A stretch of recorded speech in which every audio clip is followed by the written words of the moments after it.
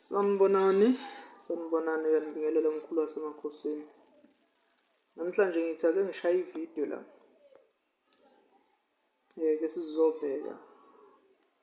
Umkhulu wasemakhosini lo ndaba enhle exoxa ngofakazi ngenza kwethu. Kule video sokhuluma ngesihloko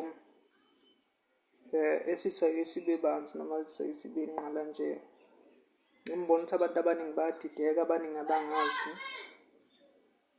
Abanye baye baphelelwe ithemba enyangeni noma kwisanosi isangoma basuke beyogeza kusona. Ukhuluma nje ngokugeza, ukukhishwa kwesilwane. Kuzohlangana nje somehow nawe uzobona. Njengomkhulu wasemakhosini kundaba elixoxa ngofakazi ngenza kwethu. U-dictionary ndaba yidida abaningi kwasho baseSwatini. Basala bebala amabala empangele yimi lona. Cha engenza kwethu ngilala ngikhona. Before ngiqale nevideo, wena oqalayo nje ukuyibuka, please don't forget ukuthi usubscribe on the video, ulike i-video and share it kulabo obonayo ukuthi bayalideserve lolu lwazi. Bayaludinga, bayakudinga nokuqonda. Ukugadeka nokukholektha i-knowledge eningi ube ungenayo lento ekwazi ukuzwa ukuthi no, this is the real truth. Ngoba uzogcina uhambe usubala amabala empangele usungasazi ukuthi uyathatha noma uyayeka yini. Kufana nomuntu okhonza ukuhlola kakhulu.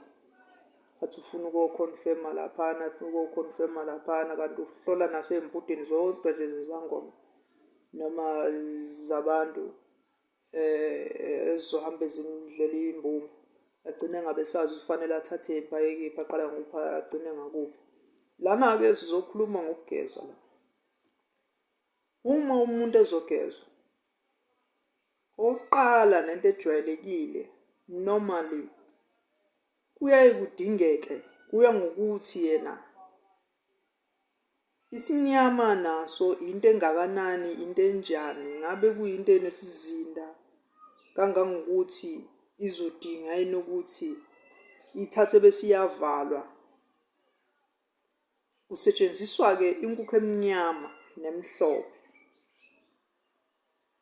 ukwenza lezo zinto. Futhi uma kwenziwa lezo zinto esegeza umuntu uqalwa ngenkukhu emnyama, kusuke kunamakhubala akhona asuke ehlanganisiwe ahambisana nawo. Bese kuza la enkukhwini emhlophe esuke ihamba nawo namakhubala akhona noma nemithi yakhona esuke izokugeza ikuhlambulule. Bese futhi emveni kwalokho ukubaluleke kakhulu uma ngabe usuqedile usugeza, umelaphi kufanele akulandelanise ngezinto ezimbalwa nje zokuthi uqhubeke nasekhaya, uthi ukufutha, uthi ukuphalaza, yonke into yakho ugqume nje uphalaze, ube muhle uthi ukuthandeka ngoba ufuna ukuthi nasekhaya lento ade yenzeka ifike izwakale kakuhle nasey'thunyeni. Kodwa kangisho ukuthi kusuke kunjalo konke. Into engifuna ukugxila kakhulu kuyona ila isekuthenini abanye abantu bayadideka ngokugezwa ngokukhu emnyama. And futhi umuntu akagezwa ngokukhu emnyama kuphela, kuyenzeka kuthiwa kudingeka ukugezwa ngokukhu ebomvu, kuyenzeka kuthiwa ukugezwa ngokukhu empangele. Laba abagezwa ngey'nkukhu ey'bomvu nengey'mpangele kusuke kunezimo ey'thize ezithinta amadlozi abo. Kodwa uma ngabe uzogezwa ngokukhu emnyama, ngoba inkukhu emnyama ihlukene kabili, iyayidinge ukuthi uma uzogezwa kugezwe kunalabo abasuke bezosusa iy'lwane. Umuntu uma ngabe kugeza-ke ngokukhu emnyama kufanele kwenze kube khona isicupho sokuvala isimo esithize ngoba kusuke kunamabheji athize isikhathi esiningi. Kodwa kuya ngokuthi umelaphi ukulalele kanjani.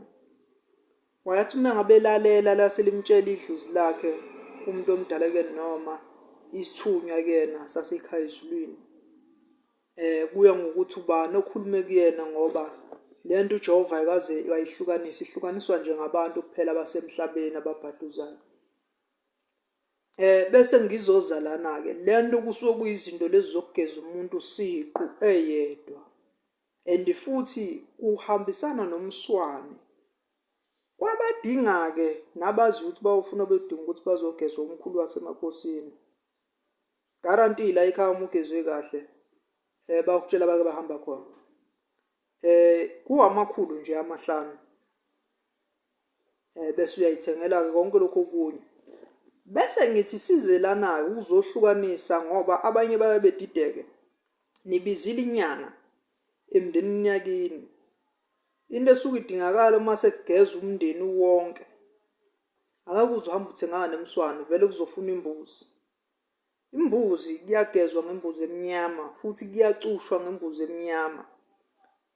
Kanjalo nesiklabhe sisuke sinekhanda elimnyama siyaye sifuneke ngenzela ukuniqwashisa ngathi umuntu umelaphi mesefika kunina ekhaya ezosebenza bese nilokhu niba nokungabaza nibhaduza ngey'nhliziyo ngoba uthola ukuthi abanye abelaphi abanichazeli, ukuthi basuke bechazele labo bantu abasuke badala bevele kade befikile enyangeni. Kufanele uzazi nje lezo zinto. Kuyaye kuthatha umswane wawo niyagezwa, uthola ukuthi kunanembuzi emhlophe, kunaney'nkukhu. Kunobuchule kumele lapha akwaziyo ukuhlanganisa nokuthaka nokwenza izinto zakhe masenza lezo zinto. Ninokwenu ukulandela i-procedure.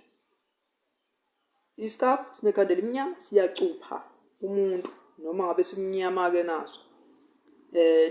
Nembuzi. Izinto lezi ey'kwazi ukuthi kucushwe. Kucushwe ikhaya umuzi ngemgilingwane ethize egilwayo. Inyanga isuke yazi futhi kusuke kungesiyo izinto ezinobungozi mhlasimbe sezizoba njani. Ungazilinga ube novalo. Bese kuba yilezi ezinye iy'mbuzi-ke mhlasimbe enye imbuzi-ke mhlasimbe uma kukhona nenkomo noma nokunye okuyaye ku-edele. Kudipenda ukuthi nisuke nizokwenza nenyanga usuke uzokwenzana ekhaya. Sikubeka eceleni lokhu kokubethela nokwenza njani.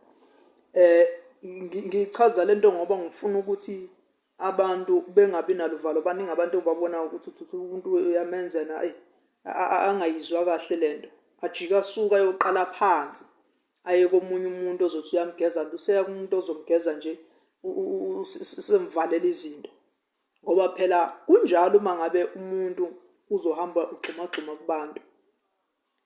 Umuntu osuke ebiziwe, ephiwe kahle ukwelapha, akayenzi into esuke izokucelela phansi. Phela wena ufuna ubuyele kuyena ukuze ezohlala phansi uma ukuthi khona into emgejile ngoba izimo zenu azifani.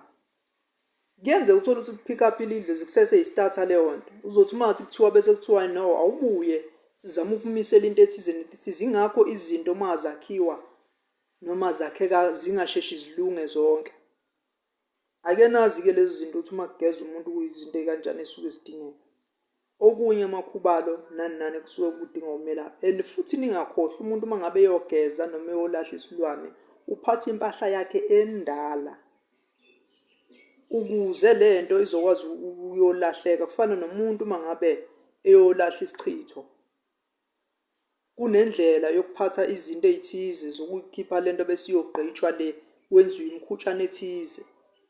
Ingakho abanye abantu abaningi bethi uma ngabe benze lokhu kwesichitho noma bethola imithi yesichitho uma ngabe engakuchazelanga kahle inyanga noma kulezi inyanga ezigcina ukutapa lapha eBriam lithatha imithi isuke sihlanganisiwe umuntu engazi umuntu afike akunikeze uyaqamba usebenzisa umuthi wesichitho usuvelelwa amabhadi ulahlekelwa yini ubanjwe inkunzi kanti cha lento lena bokufuza kulandelise ngemithi yakhona eminye ukuthi uma eqeda atshela ukuthi lungisa nalokhu ulungise nalokhu. Abanye-ke bayakwazi ukuthi ukuthaka umuthi ungakwazi ukwenze njalo. Kudipenda indlela yokwelapha umuntu akelapha ngayo.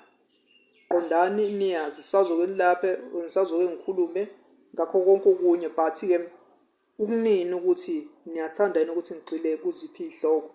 And futhi akuyona yonke into engizoyikhuluma ngiyibeke yonke ithi ibhange selukuzothwasisa kuphela okunye kudinga ukuthi ngibone ukuthi kufanele ngiqwashise kuyona ngiyoniqwashisa nje. Bese ngini-encourage kuyiwe phambili. Siyathokoza. Kokunye nokunye-ke okusuke sekusho umelaphi wakho ngabe uthi phathani enye kusuke sekusho umoya kuye kuphusho idlozi kuyena ukuthi yenza ini nani. Siyathokoza ngane zakwethu. Ndawuwe. Amen. Makhosi umkhulu wasemakhosini namba kusaseyiyo 072 887 1995. email kusaseyiyo, i-page kusaseyilo la ku-Facebook naku-TikTok. Cha, ingane zakwethu, njengomkhulu wasemakhosini asibonane njalo njalo. Abathanda ukugezwa basondele, bathanda ukuvulela inhlahla. Siyathokoza.